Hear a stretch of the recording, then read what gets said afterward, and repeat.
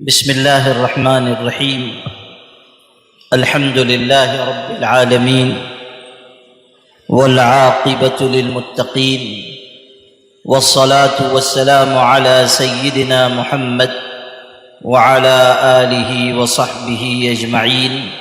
أما بعد، أعوذ بالله من الشيطان الرجيم. بسم الله الرحمن الرحيم.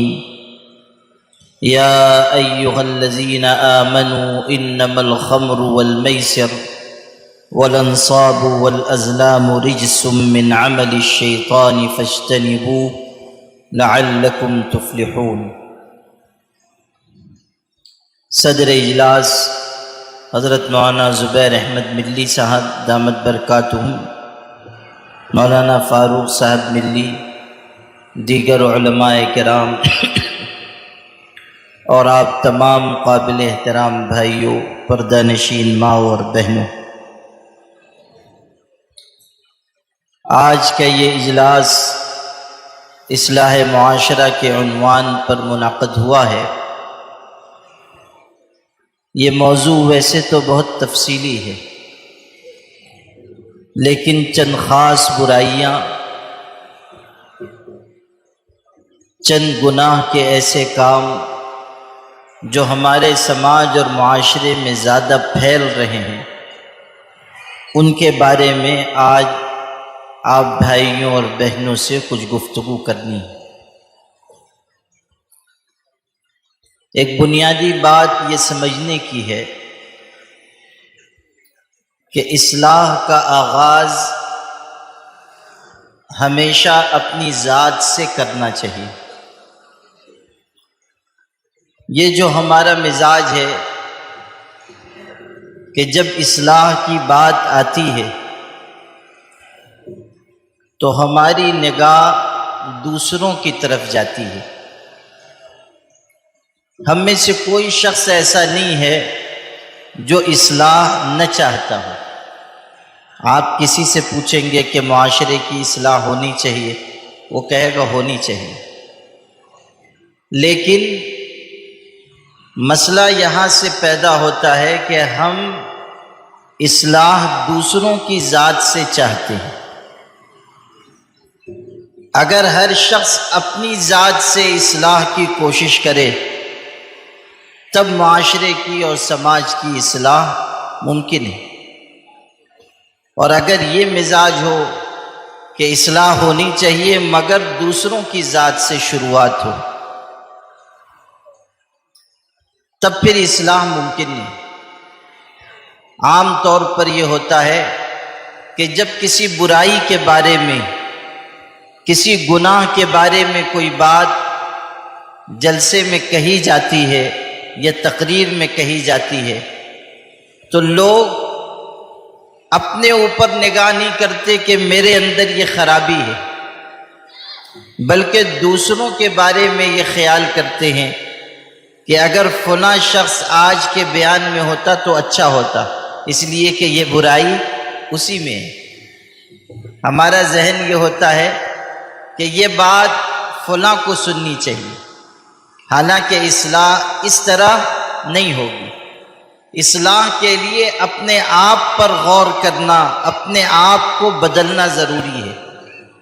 ہمیں یہ سوچنا ہوگا کہ ہمارے اندر کیا خامی ہے، ہمارے اندر کیا خرابی ہے. قرآن پاک میں اللہ تعالیٰ کا ارشاد ہے، یا ایھا الذین آمنوا علیکم انفسکم، اے ایمان والو اپنے آپ کی اصلاح کی فکر کرو.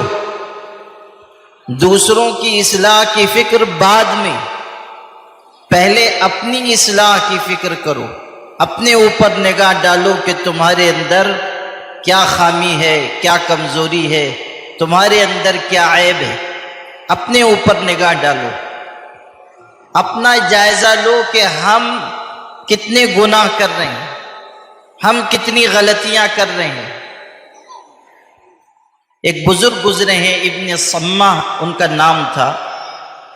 ایک دن وہ اپنی زندگی کا حساب کرنے لگے، جائزہ لے رہے ہیں. یہ سوچنے لگے کہ میری عمر کتنی ہوئی، حساب لگایا تو پتہ چلا کہ 60 سال عمر ہو گئی۔ کتنے سال؟ 60 سال عمر ہو گئی۔ پھر 60 سال کے دنوں کا حساب لگایا تو پتہ چلا کہ 21,500 دن بنے۔ 60 سال کی زندگی کے 21,500 دن بنے۔ غور کرنے لگے کہ اگر ایک دن کا ایک گناہ پکڑا جائے تو 60 سال کی زندگی میں 21,500 گناہ کا بوجھ میرے اوپر ہے۔ ان گناہوں کے ساتھ میں اللہ سے کیسے ملاقات کروں گا؟ اللہ پاک سے کیسے ملوں گا؟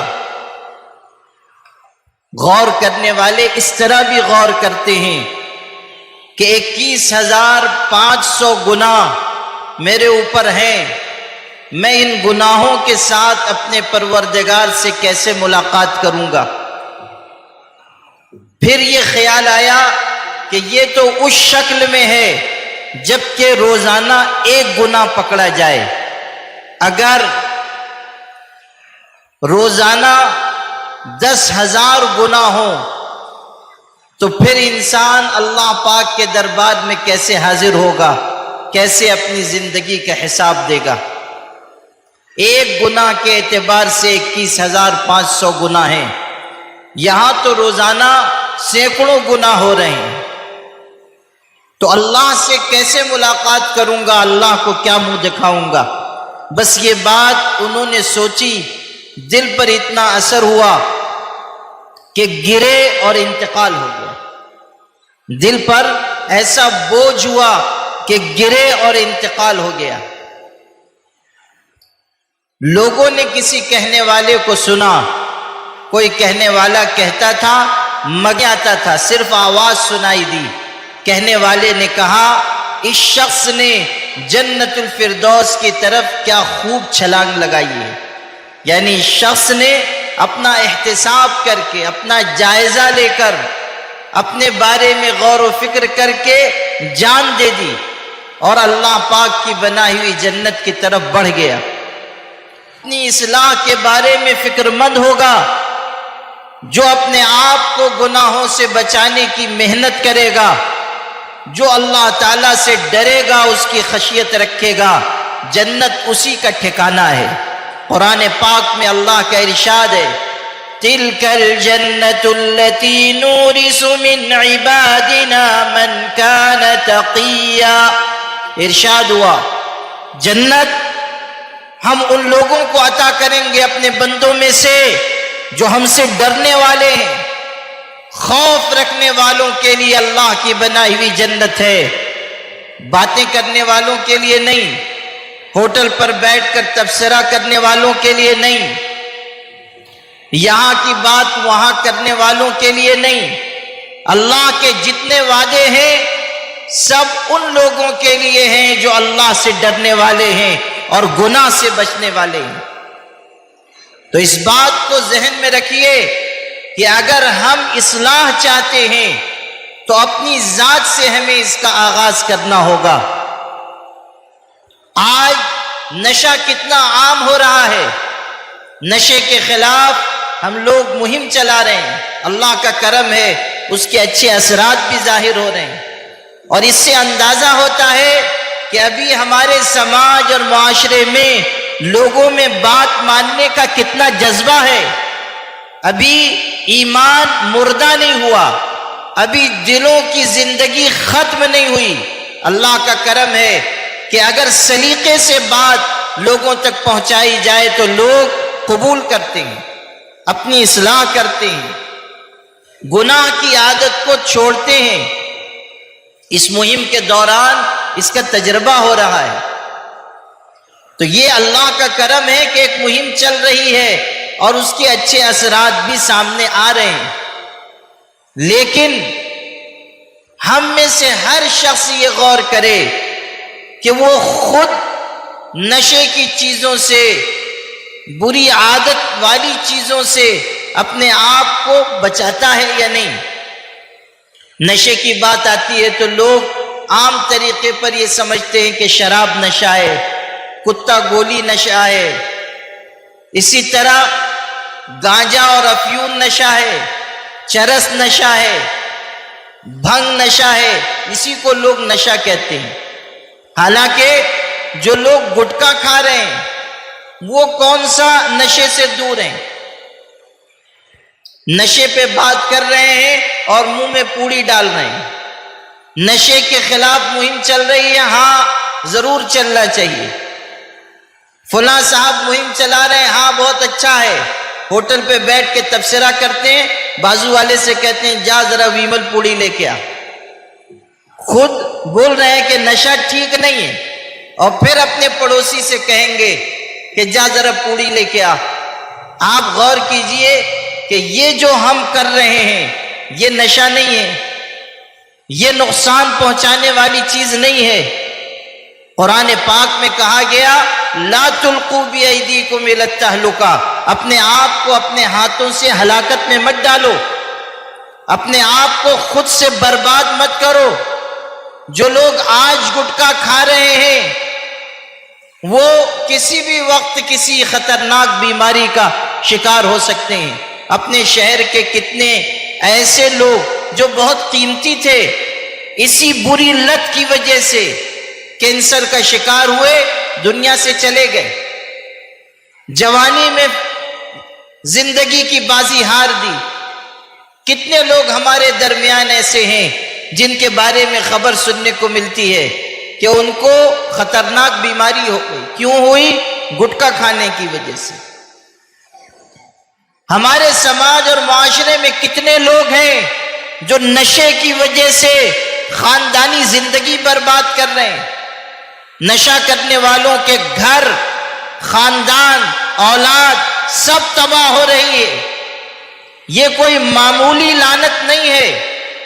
آپ غور کیجئے کہ ہمارے شہر میں آہستہ آہستہ آہستہ یہ لعنت کتنی بڑھ گئی، کتنی پھیل گئی۔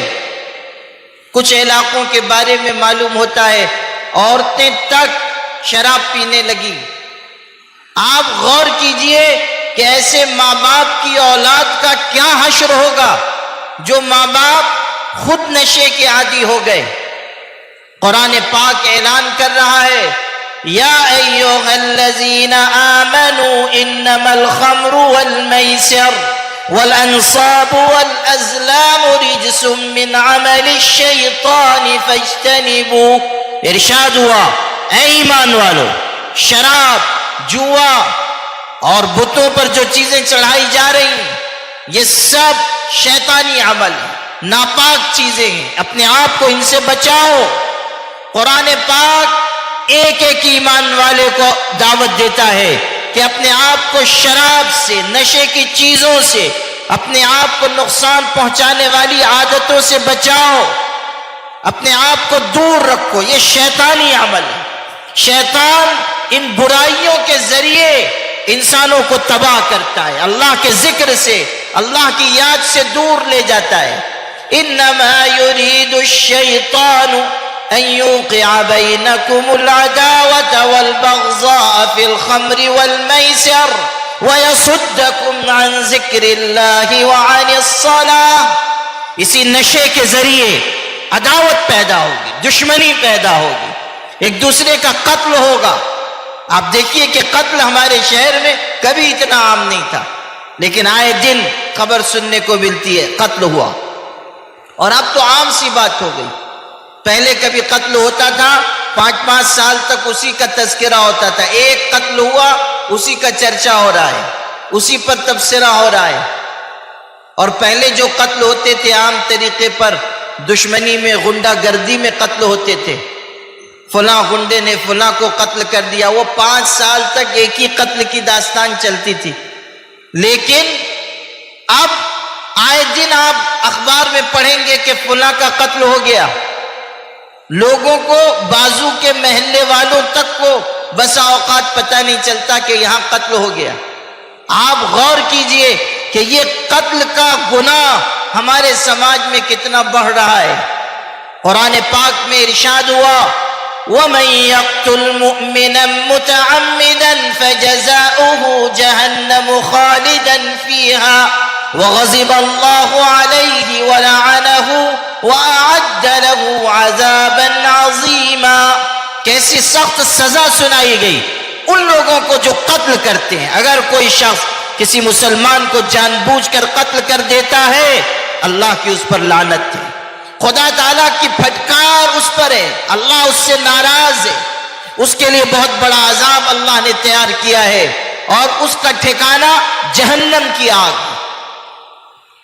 وہ سزا جو سخت ترین انکار کرنے والوں کے لیے قرآن پاک پہ بیان ہوئی ہے, وہی سزا قاتلوں کے لیے بیان ہوئی, قتل کرنے والوں کے لیے بیان ہوئی. ارشاد ہوا اگر کوئی شخص کسی مسلمان کے قتل پر کسی کی مدد کرتا ہے, آدھا جملہ کہہ کر, کوئی اوزار نہیں دیا, کوئی ہتھیار نہیں دیا, کسی اور طرح مدد نہیں کی, صرف آدھا جملہ کہہ کر قاتل کی مدد کی, حدیث پاک میں ہے کہ قیامت کے دن وہ اللہ سے ایسی حالت میں ملاقات کرے گا کہ اس کے پیشانی پر آنکھوں کے درمیان لکھا ہوگا آئس من رحمت اللہ, یہ اللہ کی رحمت سے محروم انسان ہے, اللہ کی رحمت سے مایوس انسان ہے.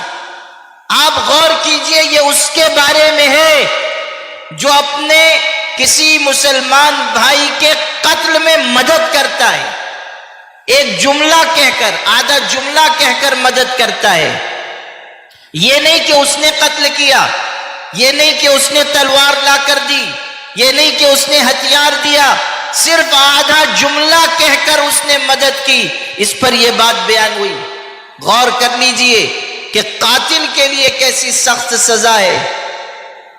قاتل کے لیے اللہ کے ہاں کس قدر سخت سزا مقرر کی جائے گی. قرآن پاک کی آیت میں اسی کا اعلان ہے. جہنم کی آگ, خدا کی لعنت, اللہ تعالیٰ کا غصہ, بہت بڑا عذاب, یہ چاروں باتیں قاتل کے لیے بیان ہوئی. قتل عداوت اور دشمنی کی وجہ سے بھی ہو رہا ہے, قتل نشے کی وجہ سے بھی ہو رہا ہے. نشہ ایسی چیز ہے کہ آدمی بھول جاتا ہے اسے کیا کرنا ہے کیا نہیں کرنا ہے, عقل معوف ہو جاتی ہے. روایتوں میں یہ بات ملتی ہے کہ پچھلے زمانے کے کسی عبادت گزار کو کسی بری عورت نے روکا اور اس سے یہ کہا کہ تم میرے ساتھ بدکاری کرو.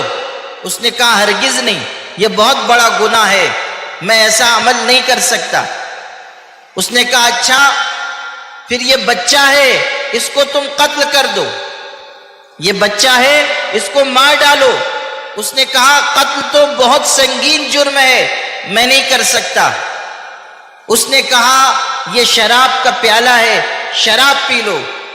اس نے شراب پینے سے بھی انکار کیا, لیکن اس بری عورت نے یہ کہا کہ 3 کاموں میں سے کوئی ایک کام تو کرنا پڑے گا, یا بدکاری یا قتل یا شراب پینا. اس شخص نے یہ سوچا کہ بدکاری تو بہت بڑا جرم ہے, قتل بہت سنگین گناہ ہے, چھوٹے درجے کا گناہ شراب معلوم ہوتا ہے, نشہ ہوگا بس اس لیے شراب پی لیتا ہوں, یہ کم درجے کا گناہ ہے. یہ اس نے اپنے ذہن سے سوچا, اور تینوں برائیوں میں سے اس نے شراب پینے کی برائی کو چنا. شراب کا پیالہ اٹھا کر اس نے پی لیا. جب شراب پی چکا اور نشہ طاری ہوا تو اس نشے کی حالت میں اس نے اس عورت کے ساتھ بدکاری کی. آپ دیکھیں گے کہ نشہ کرنے والے عام طریقے پر بدکار ہوتے ہیں, زناکار ہوتے ہیں, معاشرے کو بے حیائی کی طرف لے جاتے ہیں. شراب یا کسی بھی قسم کا نشہ انسان کو بدکار بنائے گا, بے حیائی کی طرف لے جائے گا. تو اس نے شراب پیا, بدکاری کر لی, اس کے بعد اسی نشے کی حالت میں اس لڑکے کا قتل کر دیا, اس لڑکے کو مار ڈالا. جس چیز کو اس نے سب سے ہلکا گناہ سمجھا تھا وہ اس کے لیے اور 2 بڑے گناہوں کا ذریعہ ہوا, بدکاری کا بھی اور قتل کا بھی. نشہ بہت ہلاکت کی چیز ہے اور انسان کو گناہوں تک پہنچانے والی بات ہے. اسی لیے نشہ کم ہو یا زیادہ، پی کر ہو یا کھا کر ہو، نشہ انجیکشن کے ذریعے ہو یا دوا کے ذریعے، ہر قسم کے نشے کو حرام قرار دیا گیا. کوئی گنجائش نہیں ہے، کسی طرح کی رعایت نہیں ہے. تو نشہ اور قتل ہمارے سماج اور معاشرے میں عام ہو رہے ہیں. اسی کے ساتھ بے حیائی کا گناہ پھیل رہا ہے، زنا کاری عام ہو رہی ہے. نو عمر ہمارے بچے بچیاں موبائل کے ذریعے گناہ اور نافرمانی کے کاموں کی طرف بڑھ رہے ہیں. اس میں یہ بات بھی ہے کہ ہمارے سماج اور معاشرے میں نکاح میں غیر ضروری تاخیر کی جا رہی ہے، جس کی وجہ سے بے حیائی کے دروازے کھل رہے ہیں. میں بار بار یہ بات کہا کرتا ہوں، نکاح کی مجلسوں میں بھی عرض کرتا ہوں کہ نکاح میں جلدی کرنی چاہیے. سماج اور معاشرے کے لوگوں کی یہ سوچ کہ ہمارا بچہ کمانے لگ جائے گا، اپنے پیر پہ کھڑا ہو جائے گا، تب ہم شادی کریں گے، یہ اچھی سوچ نہیں ہے. 25 سال کا ہو گیا، باپ ابھی تک یہ کہتا ہے کہ جب پاؤں پہ کھڑا ہو جائے گا تب شادی کروں گا. ابھی کس کے پاؤں پہ کھڑا ہے؟ پڑوسی سے ادھار لیا ہے کہ باہر گاؤں والوں کا پیر لے کے آیا ہے. 25 سال عمر ہو گئی. لڑکی کے بارے میں کہا جاتا ہے کہ 20 سال کی ہو گئی، شادی کر دو. ماں باپ کہتے ہیں ابھی بہت چھوٹی ہے، ابھی منی ہے. 20 سال کی عمر ہو گئی، ابھی وہ چھوٹی ہے. کون سا مزاج ہے؟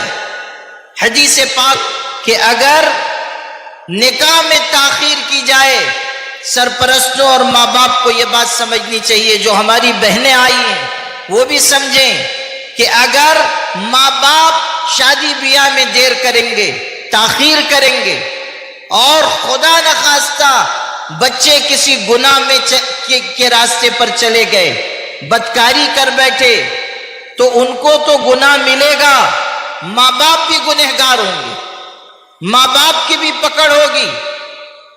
حضور پاک صلی اللہ علیہ وسلم نے یہ بات ارشاد فرمائی تھی. حضرت علی رضی اللہ تعالیٰ عنہ سے کہا تھا، علی 3 چیزوں میں جلدی کرنا. جب نماز کا وقت ہو جائے جماعت قائم کرنے میں جلدی کرنا. جب کسی کا انتقال ہو جائے جنازہ قبرستان تک پہنچانے میں، تدفین میں جلدی کرنا. اور تیسری بات فرمائی تھی کہ جب جوڑ کا رشتہ مل جائے نکاح میں جلدی کرنا. اذا اتاکم من ترضون دینہ وخلقہ فزوجوہ الا تفعلوہ تکن فتنۃ فی الارض وفساد عریض.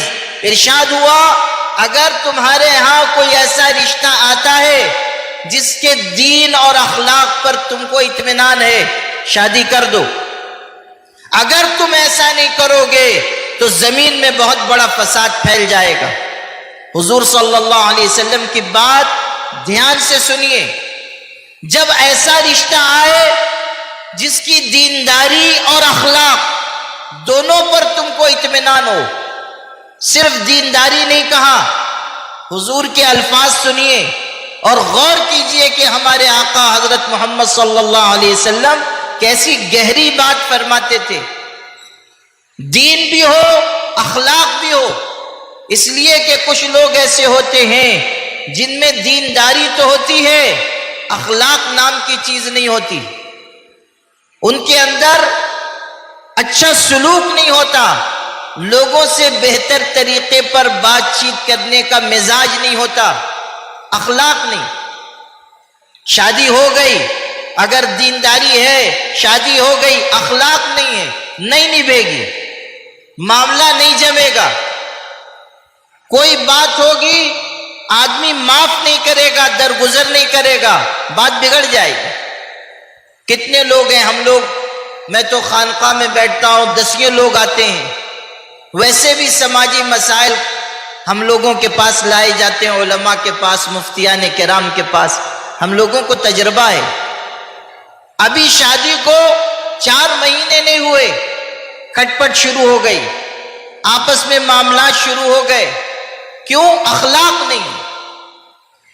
اور صورتحال یہ ہے کہ وہ شوہر جو گھر کے باہر لوگوں سے ہنس بول رہا ہے، دوستوں کے درمیان ہنسی مذاق کر رہا ہے، گھر میں آ رہا ہے ہنسنا مسکرانا بھول جاتا ہے. گھر میں مروت نہیں، نرمی نہیں، ہمدردی نہیں. بعض لوگ تو اپنے آپ کو جلالی بتانے کے لیے ایسا کرتے ہیں. گھر میں آئے تو ایسے غصے میں ہے کہ معلوم ہوتا ہے انسان نہیں آیا، کوئی آصف چلا آیا. اور جلالی بابا کسی کو دیکھ کے مسکرائیں گے ہی نہیں. ایسا معلوم ہوتا ہے کہ مسکرائیں گے تو 5,551 روپیہ جرمانہ ہو جائے گا. تو اسی لیے ایسا چہرے پہ سنجیدگی اور جلال کی. اللہ اکبر. بچے بھی پریشان، بیوی بھی پریشان. بلکہ شوہر کے گھر آنے کا وقت ہوا کہ بیوی بیچاری مصلی پہ تسبیح لے کے بیٹھ گئی اور وظیفہ پڑھ رہی ہے کہ آل تو جلال تو، آئی بلا کو ٹال تو. یہ آج آئیں گے پتہ نہیں کس پہ غصہ کریں گے، کس کو ماریں گے، کچھ پتہ نہیں. معمولی معمولی باتوں پر غصہ، گرمی، مزاج کی خفگی، یہ اچھی علامت نہیں ہے. مومن کو ہنسنے مسکرانے والا ہونا چاہیے. مومن جب اپنے گھر میں آئے تو معلوم ہو کہ کوئی مومن گھر میں آیا ہے، مسلمان گھر میں آیا ہے. بچوں کو راحت ہو، بیوی کا دل کھل اٹھے کہ میرے شوہر گھر میں آئے ہیں. خوش اخلاقی کے بغیر گھر کی زندگی اچھی نہیں بنے گی.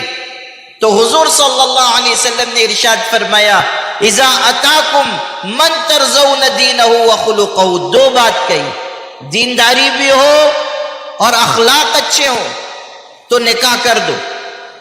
اور ساتھ میں یہ بات ارشاد فرمائی کہ اگر تم ایسا نہیں کرو گے تو پھر زمین میں بہت بڑا فساد پھیلے گا. یہ اس لیے ارشاد فرمایا تاکہ وہ لوگ جو غیر ضروری طریقے پر شادی بیاہ میں دیر کرتے ہیں، اولاد کی شادی میں ٹال مٹول سے کام لیتے ہیں، اچھے رشتوں کو ٹھکراتے ہیں، وہ سمجھ لیں کہ وہ کتنی بڑی غلطی کر رہے ہیں. اس غلطی کا نقصان صرف ان کو، ان کے گھر والوں کو نہیں ہوگا، پورے سماج کو ہوگا. اچھے رشتوں کو ٹھکرانا نہیں چاہیے اور شادی بیاہ کے سلسلے میں جلدی کرنی چاہیے. کم خرچ والے نکاح کرنے چاہیے. یہ بھی وجہ ہے شادی کی تاخیر کی کہ لوگ سوچتے ہیں ارمان پورے کرنا ہے، جب پیسے جمع ہو جائیں گے، جب انتظام ہو جائے گا تب شادی کریں گے. ہرگز نہیں. شادی بیاہ میں بہت کم خرچ رکھا گیا. نکاح میں صرف 2 خرچ ہے، ایک ولیمے کا خرچ اور ایک مہر کا خرچ. بس تیسرا کوئی خرچ نہیں ہے. مہر بھی لازمی چیز ہے اور ولیمہ اختیاری ہے، یعنی کریں گے تو سنت کا ثواب ملے گا، نہیں کریں گے نکاح متاثر نہیں ہوگا. ایسا نہیں ہے کہ کسی نے ولیمہ نہیں کیا تو اس کی بیوی کو طلاق ہو گئی، ایسا نہیں ہے.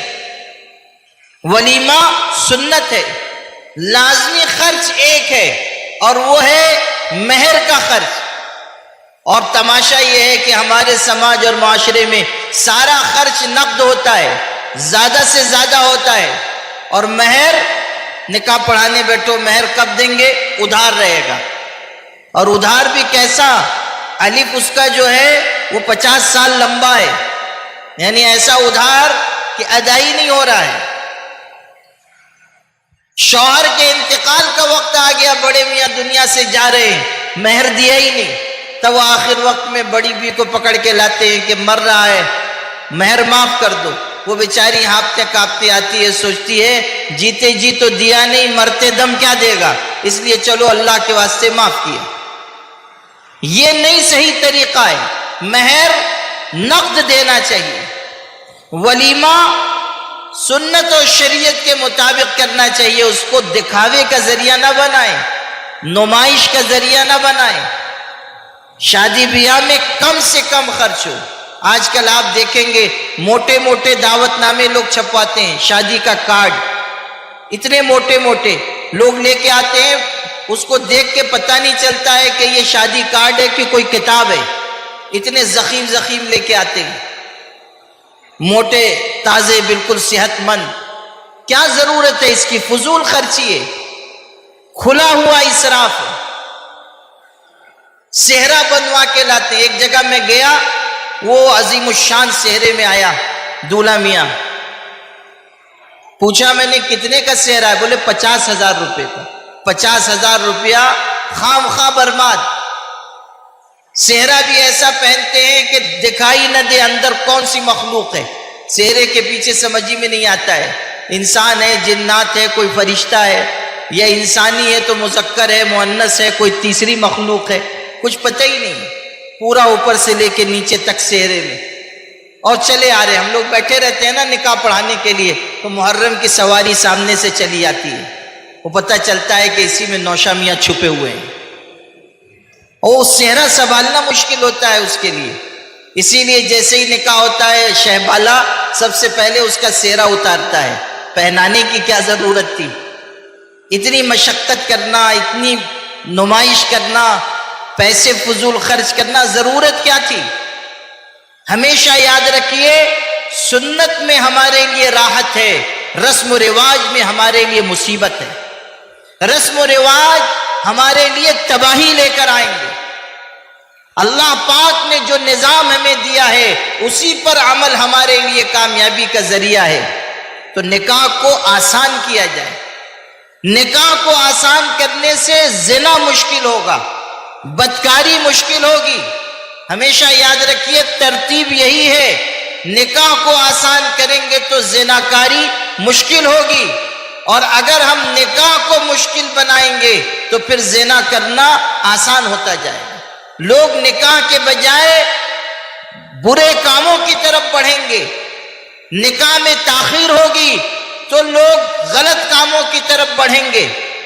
اس لیے اپنے سماج کو اگر زناکاری سے پاک کرنا ہے تو ہمیں نکاح کو آسان بنانا ہوگا، اور وقت پر نکاح کا مزاج مسلمانوں میں پیدا کرنا ہو. نکاح وقت پر ہو، لڑکے کا بھی نکاح وقت پر ہو، بے حیائی کی طرف وہ نہ جا سکیں. آج جو معاشرہ ہمارے سامنے ہے اس میں نئے آلات کے استعمال کی وجہ سے لڑکوں لڑکیوں کا آپس کا رابطہ آسان ہو گیا ہے. اب پہلے جیسی نگرانی نہیں ہے، پابندی نہیں ہے، آپس کے رابطے کے لیے مشکلات نہیں ہے. اس لیے گناہ بھی اسی اعتبار سے بہت بڑھ. جس سماج اور معاشرے میں، جس بستی اور محلے میں بدکاری کا گناہ عام ہوگا، اس سماج اور معاشرے پر، اس بستی اور محلے پر اللہ کا عذاب آئے گا، اللہ کی گرفت آئے گی. حدیث پاک میں ہے کہ جس بستی میں سود اور بدکاری یہ دو گناہ عام ہوتے ہیں، اللہ تعالیٰ اس بستی کی ہلاکت کا فیصلہ کر دیتا ہے. ہلاکت کا فیصلہ. بدکاری پر 6 قسم کا عذاب ایک حدیث میں آیا ہے. ابن الجوزی رحمۃ اللہ علیہ نے اپنی کتاب ذم الہوی میں نقل کیا، ایاکم والزنا فإن فی الزنا ثلاثة خصال. دیکھو بدکاری سے اپنے آپ کو بچاؤ، اس لیے کہ بدکاری کی وجہ سے 6 قسم کا عذاب آتا ہے. 6 قسم کی سزا بدکاری کی وجہ سے آتی ہے. ثلاث فی الدنیا، 3 عذاب دنیا کا ہے، 3 عذاب آخرت کا ہے.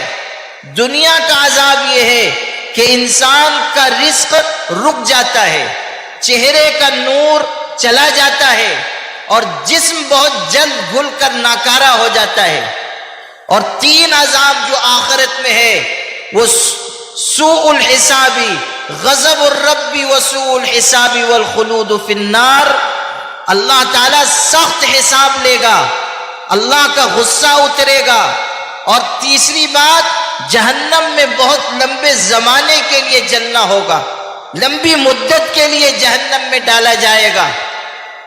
معراج کے سفر میں حضور پاک صلی اللہ علیہ وسلم نے دیکھا ایک تنور ہے، آگ جس میں جل رہی ہے، نیچے کا حصہ اس کا کشادہ ہے، منہ اس کا بہت تنگ ہے، اور اس میں ننگے مرد ننگی عورتیں بھری ہوئی ہیں.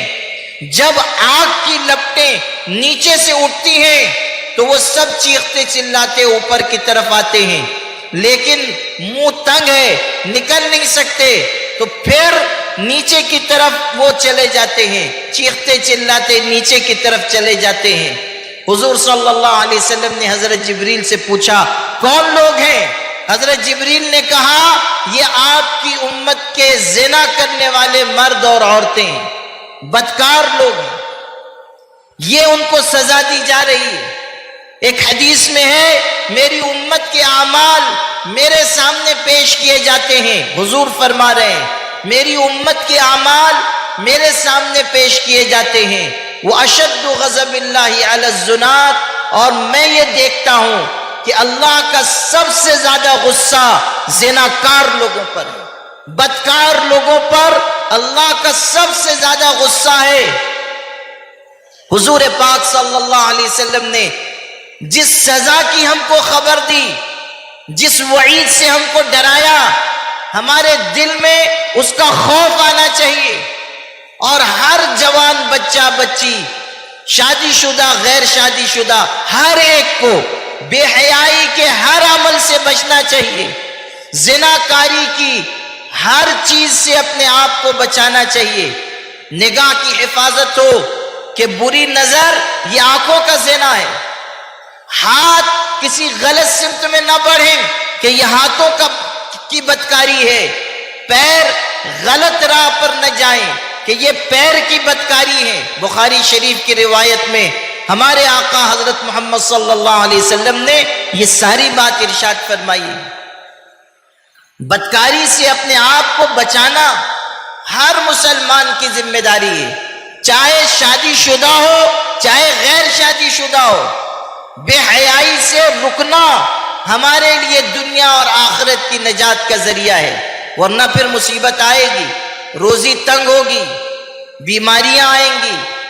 جس سماج اور معاشرے میں بدکاری عام ہوتی ہے، حدیث میں ہے ایسے ایسے امراض، ایسی وبائیں اللہ ان پر مسلط کرتا ہے جو ان سے پہلے ان کے باپ دادا کے زمانے میں نہیں تھی. ایسے امراض اللہ تعالیٰ مسلط کرے گا، ایسی بیماریاں. آپ دیکھیے آج سے 40-50 سال پہلے ان مہلک بیماریوں کا نام بھی لوگوں نے نہیں سنا تھا جو آج ہمارے سماج میں ہماری بستیوں میں ہیں. ایسی وبائیں آ رہی ہیں کہ دنیا کے لوگوں کی عقلیں حیران ہو جا رہی ہیں. دنیا کے لوگ پریشان ہیں کہ یہ وبا کہاں سے آ گئی، اس کا علاج کیا ہے، اس کے اسباب کیا ہیں. یاد رکھنا جو چیز اللہ کے عذاب کی وجہ سے مسلط کی جائے گی، اللہ کی گرفت جس بیماری یا وبا کی شکل میں آئے گی، دنیا کا کوئی انسان اس کو لوٹا نہیں سکتا. دنیا کا کوئی انسان اس وبا اور بلا کا مقابلہ نہیں کر سکتا. عافیت کا ایک راستہ ہے، وہ یہ کہ گناہ سے توبہ کی جائے. راحت کی ایک ہی راہ ہے کہ ہم ہر چھوٹے بڑے گناہ سے اپنے آپ کو بچائیں. ایک اور گناہ جو ہمارے سماج میں عام ہو رہا ہے، جس کی وجہ سے بہت سی برائیاں پھیل رہی ہیں، وہ حرام مال ہے. حرام مال. ہم احتیاط نہیں کر رہے ہیں کہ مال کدھر سے آ رہا ہے، حلال ہو کہ حرام، جائز ہو کہ ناجائز، ہم کہتے ہیں آنے دو. مسلمانوں میں بہت سے لوگ ایسے ہیں جن کو اس کی فکر نہیں ہے کہ آمدنی کا ذریعہ کیا ہے، یا ان سے کہا جاتا ہے کہ آپ جو کارخانے میں چوری کر رہے ہیں یا مال میں آپ خیانت کر رہے ہیں، اس کی وجہ سے آپ کی آمدنی میں شک شبہ پیدا ہوگا، یا حرام آمدنی آپ کے مال میں گھس جائے گی. کہتے ہیں اس کے بغیر کاروبار نہیں چلے گا، اس کے بغیر کارخانہ نہیں چلے گا. آپ غور کیجئے کہ ایک طرف قرآن کہہ رہا ہے وَمَن يَتَّقِ اللَّهَ يَجْعَلْ لَهُ مَخْرَجًا وَيَرْزُقْهُ مِنْ حَيْثُ لَا يَحْتَسِبُ. جو اللہ سے ڈر کر زندگی گزارے گا، اللہ مشکل میں اس کے لیے راستہ پیدا کرے گا اور ایسی جگہ سے روزی دے گا کہ وہم و گمان نہیں ہو سکتا۔ ایک طرف اللہ کا یہ وعدہ ہے اور دوسری طرف ہمارا یہ کہنا کہ بغیر ڈنڈی مارے ہوئے کاروبار چل ہی نہیں سکتا۔ کس کی بات معتبر ہے؟ کون سی بات قابل عمل ہے؟ غور کر لیجئے۔ آج اگر ہم حرام مال اپنے گھر میں لا رہے ہیں، اپنی اولاد کو حرام مال کھلا رہے ہیں، نتیجہ اچھا کیسے نکلے گا؟ حرام مال جب پیٹ میں جاتا ہے، حرام کاموں کی طرف انسان بڑھ جاتا ہے۔ حرام اور بدکاری ان لوگوں کی طرف لپک کر آتے ہیں جو حرام مال کے عادی ہو جاتے ہیں۔ طرح طرح کی شکلیں سود کی، رشوت کی اور مختلف حرام کمائی کی ہمارے سماج میں ہے۔ جوئے کی مختلف چیزوں کو اسکیم کا نام دے کر چلایا جاتا ہے ہمارے سماج اور معاشرے میں۔ بچت گٹ اسکیم کے نام پر سود ہمارے معاشرے میں عام ہو رہا ہے۔ یہ سب ہمارے سماج کی باتیں ہیں۔ غور کیجئے کہ ہم چور دروازے سے حرام مال لا رہے ہیں کہ نہیں۔ یہ جو مختلف جوئے سٹے کی اسکیمیں ہوتی ہیں، جس کو اسکیم کا نام لوگ دے دیتے ہیں، جب لوگوں سے کہیے کہ یہ صحیح نہیں ہے، ناجائز ہے، تو لوگ ہم ہی کو پڑھاتے ہیں، کہتے ہیں جوا نہیں ہے، اسکیم ہے، ہم ہی کو بتاتے ہیں۔ اور اپنے شہر میں تو عجیب معاملہ ہے، ہم لوگ 10-12 سال پڑھ کے عالم مفتی بنتے ہیں اور اپنے شہر کے لوگ لوم چلاتے چلاتے مفتی اعظم بن جاتے ہیں، اور اگر مقادم صاحب ہوئے تو ماشاءاللہ وہ تو شیخ الاسلام ابن تیمیہ، وہ تو کہتے ہیں کہ بس جو میں کہہ دوں وہی صحیح۔ ہم لوگوں سے کہتے ہیں نہیں، آپ صحیح نہیں سمجھ رہے۔ اور شیطان بھی طرح طرح کے دھوکے فریب کے ذریعے حرام مال سماج میں عام کرتا ہے، تدبیریں سکھاتا ہے۔ شیطان کوئی معمولی نہیں ہے نا، راستے وہ خود بناتا ہے۔ ایک دلچسپ قصہ سنا دیتا ہوں۔ ایک مولوی صاحب تھے بیچارے، ایک دن آئے دوپہر کو اپنے گھر، زور کی بھوک لگی تھی۔ بیوی سے کہا کیا بنا ہے؟ بیوی نے کہا آپ کے لیے تو دال روٹی ہے، ہمارے لیے مرغی پکی ہے۔ تو انہوں نے کہا یہ الٹا حساب کتاب کب سے شروع ہو گیا؟ مرغی اس پہ تو میرا پیدائشی حق ہے۔ تو اس نے کہا، بیوی نے کہا اصل میں مرغی آپ کے کھانے کے لائق نہیں۔ ہوا یہ کہ پڑوس کی مرغی اپنے صحن میں آ گئی تھی، اپنے بچے نے تاک کے پتھر چلایا، اس کے سر پہ لگ گیا، وہ تڑپ رہی تھی۔ اگر مر جاتی، پڑوسن کو معلوم ہوتا، فتنہ پیدا ہو جاتا۔ تو فتنے سے بچنے کے لیے میں نے اس کو ذبح کیا، گھر میں پکا لیا۔ اب چونکہ وہ پڑوسی کی ہے تو آپ کے لیے کھانا اس کا ٹھیک نہیں ہے، ہمارا تقوی ذرا کمزور ہے، ہم کھا لیں گے چل جائے گا، تو اس لیے آپ دال کھائیں اور ہم کو یہ کھانے دیں۔ مولوی صاحب نے سوچا یہ تو گھر آئی نعمت جا رہی ہے، تو دیکھیے تدبیر کیسے آئی۔ کہنے لگے کہ اچھا ٹھیک ہے، مرغی پڑوسن کی ہے، سالن میں جو مسالہ ڈالا گیا ہے وہ تو اپنے گھر کا ہے، تو اس لیے ایسا کرو کہ شوربہ مجھ کو دے دو، مرغی تم لوگ کھا لو۔ تو بیوی نے کہا ٹھیک ہے۔ اب اس نے ہانڈی سے ان کے پلیٹ میں سالن ڈالنا شروع کیا اور ہاتھ میں چمچہ رکھا، مولوی صاحب کی ٹھکائی کے لیے نہیں، بوٹی ادھر کرنے کے لیے۔ تو کوئی سالن کے بہاؤ کے ساتھ ساتھ کوئی بوٹی جانے لگتی تو وہ اس کو اس چمچے سے روک دیتی تھی۔ 2-3 دفعہ ہوا تو مولوی صاحب نے کہا اللہ کی بندی، جو خود سے آ رہی ہے اس کو آنے دے، جو خود سے آ رہی ہے اس کو آنے دے۔ تو بیوی نے سمجھ لیا کہ ان کی نیت پیور کالی ہو چکی ہے۔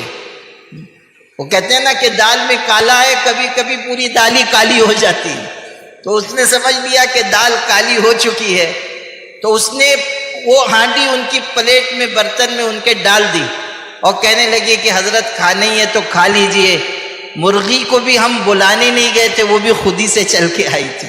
یعنی اگر یہی حکمت ہے کہ جو خود سے آ رہا ہے آنے دو، تو مرغی کو بھی ہم کوئی بلانے نہیں گئے تھے۔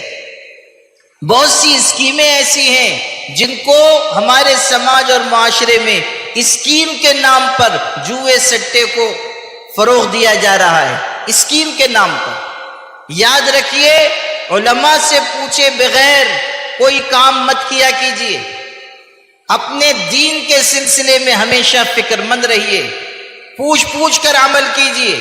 قرآن پاک میں اللہ کا ارشاد ہے، فَاسْأَلُوا أَهْلَ الذِّكْرِ إِن كُنتُمْ لَا تَعْلَمُونَ، اگر نہیں جانتے ہو جانکاروں سے پوچھ لو، جاننے والوں سے معلوم کرو۔ یہ جو سارے گناہ آج ہمارے سماج اور معاشرے میں عام ہو رہے ہیں، نشے سے لے کر حرام مال تک اور بے حیائی کی جو چیزیں عام ہو رہی ہیں، ان سب کو روکنے کے لیے ہم سب کو مضبوطی کے ساتھ آگے آنا چاہیے۔ اور جہاں سے میں نے بات شروع کی تھی پھر اس کو دہراتا ہوں کہ ہمیں اصلاح، اپنی ذات سے اصلاح کا آغاز کرنا چاہیے۔ شروعات ہماری ذات سے ہو، دوسروں کی طرف توجہ بعد میں کیجیے، دوسروں کی اصلاح کے لیے کوشش بعد میں کیجیے۔ پہلے اپنی ذات، اپنا گھر، اپنی اولاد۔ قرآن پاک میں ہے، یا ایھا الذین آمنوا قوا انفسکم واہلیکم نارا، اے ایمان والو اپنے آپ کو، اپنی اولاد کو جہنم کی آگ سے بچاؤ، اپنے آپ کو بھی بچاؤ، اپنی اولاد کو بھی بچاؤ۔ ہر شخص ذمہ دار ہے اپنے گھر کا، اپنے خاندان کا۔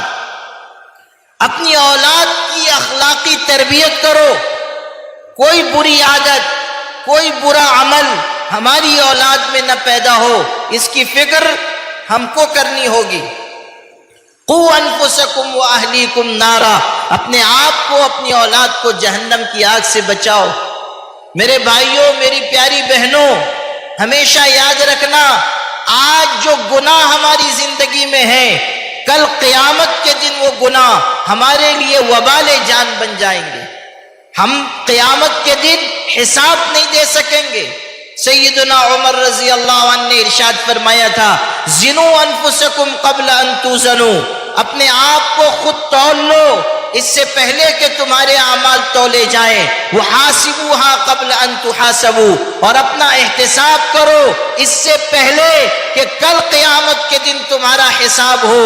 اور یاد رکھو، آج اگر تم اپنا محاسبہ کرو گے، آج اپنی نگرانی کرو گے، کل تمہارا حساب آسان ہوگا۔ اور بڑی پیشی کے لیے اپنے آپ کو تیار رکھو۔ بڑی پیشی یعنی قیامت کا دن۔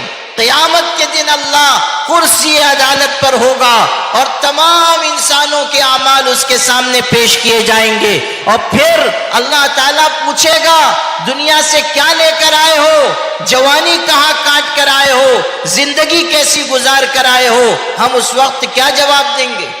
آج غور کیجئے کہ اللہ کی بارگاہ میں ہم کیا جواب دے سکیں گے۔ یا ایھا الذین آمنوا اتقوا اللہ ولتنظر نفس ما قدمت لغد واتقوا اللہ، اے ایمان والو اللہ سے ڈرو، اور تم میں سے ہر شخص غور کرے کہ آنے والے کل کے لیے اس نے کیا تیاری کی ہے، ہم نے قیامت کے دن کے لیے دنیا سے کیا توشہ لیا ہے۔ حضرت ابو ہریرہ رضی اللہ عنہ کے انتقال کا وقت آیا، رو پڑے۔ کسی نے پوچھا کیوں روتے ہیں؟ ارشاد فرمایا، سفر بہت لمبا ہے، توشہ بہت مختصر ہے، یعنی آخرت کے لیے سامان بہت تھوڑا ہے۔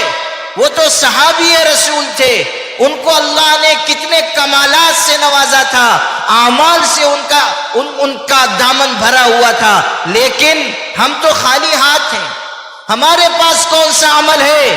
ہم نے آخرت کی کون سی تیاری کی ہے؟ میرے بھائیوں، میری پیاری بہنوں، اللہ کی طرف لوٹ آؤ، سچی توبہ کرو، ایک ایک گناہ کو زندگی سے نکالو، اور اللہ کے آگے پچھلی گزری ہوئی زندگی کی خطاؤں پر آنسو بہاؤ۔ آج کا یہ آنسو بہانا اللہ کے غصے کی آگ کو ٹھنڈا کر دے گا۔ آج کی ندامت کل قیامت کے دن ہمارے کام آئے گی۔ آج کا گڑ گڑانا کل ہمیں معافی دلائے گا۔ اس لیے قرآن کی اس نصیحت پر عمل کرو، یا ایھا الذین آمنوا توبوا الی اللہ توبۃ نصوحا، اے ایمان والو اللہ کے آگے سچی پکی توبہ کرو، اللہ کے آگے مکمل توبہ کرو. اگر تم ایسا کرو گے تو تمہارے گناہ معاف ہوں گے، تمہارے لیے جنت کے دروازے کھلیں گے.